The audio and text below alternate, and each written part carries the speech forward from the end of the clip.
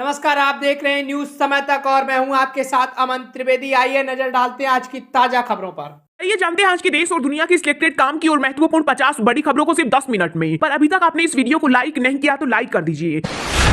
आज वित्त मंत्री निर्मला सीतारमण ने पेश किया बजट। राष्ट्रपति द्रौपदी मुर्मू के अभिभाषण के साथ संसद के अंतरिम बजट सत्र का हुआ आगाज। राष्ट्रपति द्रौपदी मुर्मू बोली, युवा शक्ति, महिला शक्ति, किसान और गरीब, इन 4 मजबूत स्तंभों पर खड़ा होगा विकसित भारत। वहीं बजट में वित्त मंत्री ने मोबाइल पार्ट्स पर इंपोर्ट ड्यूटी में 33% की कटौती की, जिससे मोबाइल फोन अब 15% सस्ते होंगे। चीनी सैनिकों से भिड़े लद्दाख के चरवाहे, चीनी सेना भेड़ चराने से रोक रही थी, चरवाहे डटे रहे, कहा ये भारतीय जमीन। वहीं कांग्रेस ने वीडियो शेयर कर पीएम मोदी से कहा, आखिर चीन की हिम्मत कैसे हो रही है हमारी जमीन पर पैर रखने की, इनकी जरूरत कैसे हुई। क्या इस बार भी प्रधानमंत्री मोदी चीन को क्लीन चिट देते हुए कहेंगे कि कोई नहीं घुसा है।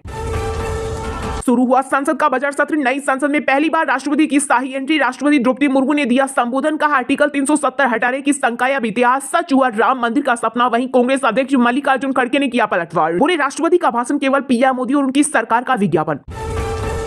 देश में लगातार बढ़ रहा भ्रष्टाचार। 180 देशों की ट्रांसपेरेंसी रिपोर्ट में 8 पायदान नीचे खिसका भारत। पिछले साल 85वें तो अब 93वें स्थान पर। वहीं चीन 76वें और पाकिस्तान 133वें नंबर पर रहा। ईडी ने झारखंड के सीएम हेमंत सोरेन को किया गिरफ्तार करते ही मुख्यमंत्री हेमंत सोरेन ने अपने पद से दिया इस्तीफा। चंपई सोरेन होंगे झारखंड के नए सीएम। विधायक दल की बैठक में लगी मुहर। जान दे दूंगी लेकिन बंगाल में एनआरसी लागू नहीं होने दूंगी, सीएम ममता बनर्जी ने केंद्र सरकार पर बोला हमला। कहा भाजपा के पास कोई काम नहीं, केवल लोगों का ध्यान भटका रही। साथ ही कहा 2 फरवरी से कोलकाता में केंद्र के खिलाफ बकाया फंड को लेकर टीएमसी देगी धरना। बजट सत्र से पहले पीएम मोदी ने महिलाओं के योगदान पर दिया जोर और विपक्षी दलों पर साधा निशाना। कहा कुछ लोग लोकतांत्रिक मूल्यों का चीर हरण करते हैं, हुड़दंग करना उनका स्वभाव बन गया। साथ ही कहा हंगामा करने वाले करे आत्मचिंतन। लोकसभा चुनाव से पहले मोदी सरकार की किसानों को सौगात देने की तैयारी। बजट में पीएम किसान योजना की रकम को बढ़ाने का ऐलान संभव। ब्रांड यूपी को मोस्ट फेवरेट टूरिस्ट डेस्टिनेशन के रूप में प्रमोट करेगी योगी सरकार। 28 देशों के 50 शहरों में विभिन्न आयोजनों में राज्य को टूरिस्ट हब के तौर पर प्रोजेक्ट करने की तैयार की गई रूपरेखा।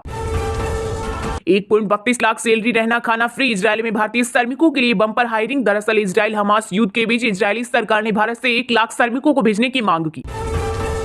भारत जोड़ो न्याय यात्रा के दौरान पश्चिम बंगाल बिहार की सीमा पर राहुल गांधी की कार का शीशा टूटा। कांग्रेस नेता अधीर रंजन बोले किसी ने पत्थर मारा होगा। वहीं सुप्रिया श्रीनेत ने कहा सुरक्षा घेरे की रस्सी में टूटा शीशा। दिल्ली शराब घोटाला केस में एक बार फिर से मुख्यमंत्री अरविंद केजरीवाल को ईडी ने जारी किया 5वां समन। 2 फरवरी को पूछताछ के लिए बुलाया। इससे पहले ईडी ने 4 समन जारी किए थे और चारों बार केजरीवाल जांच एजेंसी के सामने नहीं पेश हुए। बीसीसीआई के सचिव जे शाह को लगातार 30वीं बार चुना गया। एशियन क्रिकेट काउंसिल का चीफ बोर्ड की मीटिंग में सर्वसम्मति से लिया गया फैसला। तमिलनाडु के मंदिरों में गैर हिंदुओं के प्रवेश पर लगी रोक। मद्रास हाईकोर्ट ने सरकार को दिया आदेश। कहा मंदिर कोई पिकनिक स्पॉट नहीं है कि कोई भी घुसने चला गया, गेट पर लगाए जाए नो एंट्री का बोर्ड। जम्मू कश्मीर, पंजाब, हरियाणा समेत देश के 6 राज्यों में बारिश की संभावना। दिल्ली में 13 साल में सबसे ज्यादा ठंड। उड़ान और रेल सेवाएं चरमराई। वहीं यूपी, राजस्थान, पश्चिम बंगाल और नॉर्थ ईस्ट राज्यों में बारिश और कोहरे का अलर्ट।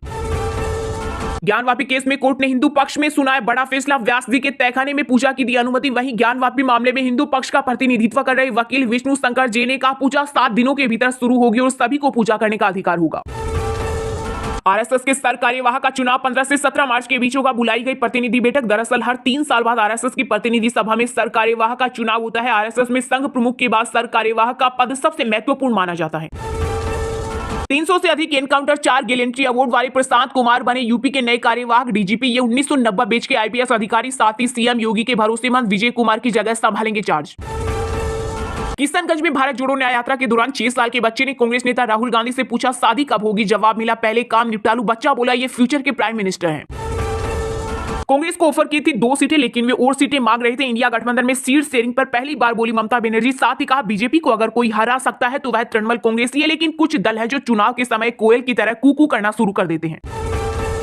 दिल्ली एयरपोर्ट पर पैसेंजर ने लगाए नारे इंडिगो चोर है, फ्लाइट कैंसिल होने से नाराज थे। एयरलाइन ने कहा मौसम हमारे कंट्रोल में नहीं। बिजली की रफ्तार से दौड़ रही भारत की अर्थव्यवस्था। आईएमएफ ने 0.2% बढ़ाया विकास दर का अनुमान। कहा मजबूत घरेलू मांग के कारण भारत की मजबूत अर्थव्यवस्था। बॉलीवुड एक्ट्रेस जैकलीन फर्नांडिस की खुली पोल। ईडी ने फिर दिखाई शक्ति और दावा किया है कि एक्ट्रेस ठग सुकेश के साथ जानबूझकर मिली हुई थी। वो हर बात की जानकारी होते हुए भी सुकेश से पैसे ले रही थी। भविष्य में कोई पिता अपने बेटे का नाम नीतीश नहीं रखेगा। आरजेडी विधायक भाई वीरेंद्र ने बिहार के सीएम पर बोला हमला। कहा नीतीश कुमार ने इतनी बार पलटी मारी है कि देश में हर कोई उन्हें पलटू राम कहता है। पीएम मोदी और अमित शाह उन्हें पलटू राम कह चुके हैं और अब पूरे बिहार और देश भर में लोग उन्हें पलटू राम कह रहे हैं। राजनेता को मोटी चमड़ी वाला होना चाहिए। पश्चिम बंगाल के पॉलिटिकल कमेंटेटर की याचिका पर सुप्रीम कोर्ट ने दी टिप्पणी, कहा जजों पर भी यह बात लागू। 2024 के लोकसभा चुनाव में यदि इंडिया गठबंधन जीता तो ट्रंप की तरह भाजपा भी नहीं छोड़ेगी कुर्सी। चंडीगढ़ मेयर चुनाव को लेकर केजरीवाल का तंज, बोले कुर्सी के लिए भाजपा वाले किसी भी हद तक जा सकते हैं। चलिए अब जानते हैं जो आम आदमी के काम की और फायदेमंद खबरें हैं उनको विस्तार से। पर इससे पहले अभी तक आपने इस वीडियो को लाइक नहीं किया तो लाइक कर दीजिए।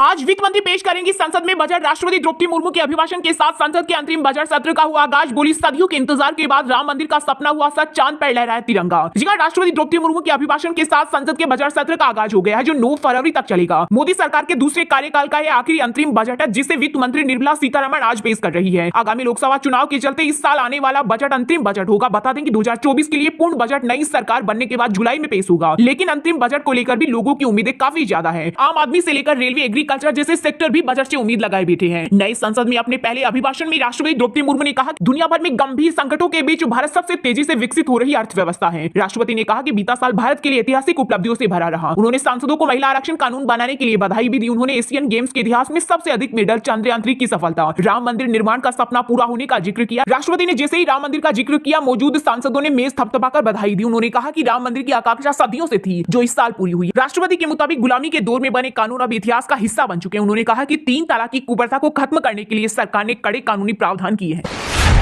अब सस्ते होंगे मोबाइल फोन। बजट से पहले केंद्र सरकार ने दिया बड़ा तोहफा। मैन्युफैक्चरिंग में इस्तेमाल होने वाले घटकों पर लगने वाले आयात शुल्क में 10% की छूट का किया ऐलान। जी हां, बजट से पहले केंद्र सरकार ने बड़ा ऐलान किया है। मोबाइल फोन को बनाने में जिन चीजों का इस्तेमाल होता है उनके आयात पर इंपोर्ट ड्यूटी घटा दी है। अब इनके आयात पर 10% की ड्यूटी लगेगी। पहले इस पर 15% की ड्यूटी चुकानी होती थी, यानी कि ड्यूटी में सीधे 33% से अधिक कटौती हुई है। इन कंपोनेंट्स में battery enclosures, primary lenses, rear covers के साथ साथ प्लास्टिक और मेटल से बने कई मैकेनिकल कंपोनेंट शामिल है। इसमें 50,000 रुपए वाले स्मार्टफोन की कीमत 7500 रुपए घट जाएगी, जबकि 1 लाख रुपए वाले स्मार्टफोन की कीमत 15,000 रुपए की कटौती हो जाएगी। केंद्र सरकार ने इंपोर्ट ड्यूटी में कटौती का जो फैसला किया है उससे मोबाइल फोन सेक्टर को तगड़ा फायदा होगा। इससे न सिर्फ इस सेक्टर को आगे बढ़ने में मदद मिलेगी बल्कि वैश्विक मार्केट में कंपटीशन भी बढ़ेगा। सरकार के इस फैसले से एप्पल जैसी कंपनियों को फायदा मिल सकता है और निर्यात भी बढ़ सकता है। रिपोर्ट्स की माने तो सरकार की तरफ से मोबाइल फोन और उसके पार्ट्स पर इंपोर्ट ड्यूटी हटाने से हाई एंड स्मार्टफोन की मैन्युफैक्चरिंग में तेजी आएगी। इसके साथ ही एप्पल, सैमसंग, वीवो और ओप्पो के स्मार्टफोन की कीमत घट सकती है। रिपोर्ट्स की माने तो भारत में बिकने वाले 99.2% मोबाइल फोन देश में ही बने होते हैं। भारत का स्मार्टफोन निर्यात वित्त वर्ष 2022-23 में पिछले वर्ष की तुलना में 100% बढ़कर $11.1 बिलियन हो गया। हालांकि भारत सरकार इस नंबर में ज्यादा इजाफा करने की उम्मीद में है। वहीं रॉयटर्स की रिपोर्ट के मुताबिक मोबाइल इंडस्ट्री करीब 12 कंपोनेंट्स पर ड्यूटी घटाने की वकालत कर रही है ताकि भारत में स्मार्टफोन बनाने की लागत कम की जा सके। इसके अलावा यह मांग चीन और वियतनाम जैसे पड़ोसी प्रतिद्वंदी देशों के खिलाफ अधिक प्रतिस्पर्धी माहौल बनाने के लिए है। जान दे दूंगी लेकिन बंगाल में एनआरसी लागू नहीं होने दूंगी। सीएम ममता बनर्जी ने केंद्र सरकार पर बोला हमला, कहा भाजपा के पास कोई काम नहीं, केवल लोगों का ध्यान भटका रही है। जी हां, पश्चिम बंगाल की मुख्यमंत्री तथा तृणमूल सुप्रीमो ममता बनर्जी ने कहा कि जान दे दूंगी लेकिन राज्य में एनआरसी लागू नहीं होने दूंगी। उन्होंने कहा एनआरसी लागू करने की कोशिश पहले भी हुई लेकिन नहीं होने दिया, आगे भी ऐसा नहीं होने दूंगी। यह बातें उन्होंने उत्तर दिनाजपुर जिले की रायगंज स्थित स्टेडियम मैदान में आयोजित प्रशासनिक बैठक के बाद लोगों को संबोधित करते हुए कही। ममता ने कहा कि बीएसएफ सीमा क्षेत्र के लोगों को एक कार्ड दे रही है, इस कार्ड को आप नहीं ले, आप इस देश के नागरिक पहले से ही हैं। उन्होंने सवाल करते हुए कहा कि आप इस देश के नागरिक नहीं है तो आपको सरकारी सुविधाएं कैसे मिल रही है। केंद्र की भाजपा सरकार के पास काम दिखाने के नाम पर कुछ भी नहीं है, इसी कारण इस प्रकार के मुद्दे को उठाकर लोगों का ध्यान भटकाना चाहती है। वहीं टीएमसी चीफ ममता बनर्जी ने बकाया मुद्दे पर भी केंद्र सरकार को घेरा। उन्होंने कहा कि राज्य की विकास योजनाओं की राशि रोकी जा रही है, केंद्रीय राशि बंद होने से विकास के काम प्रभावित हो रहे हैं। उन्होंने कहा केंद्र सरकार को बकाया भुगतान के लिए एक तारीख की तिथि तय कर दी गई है, यदि भुगतान नहीं होता तो टीएमसी आंदोलन करेगी। वह भाजपा के डर से भागने वाली नहीं है बल्कि आंदोलन करेगी।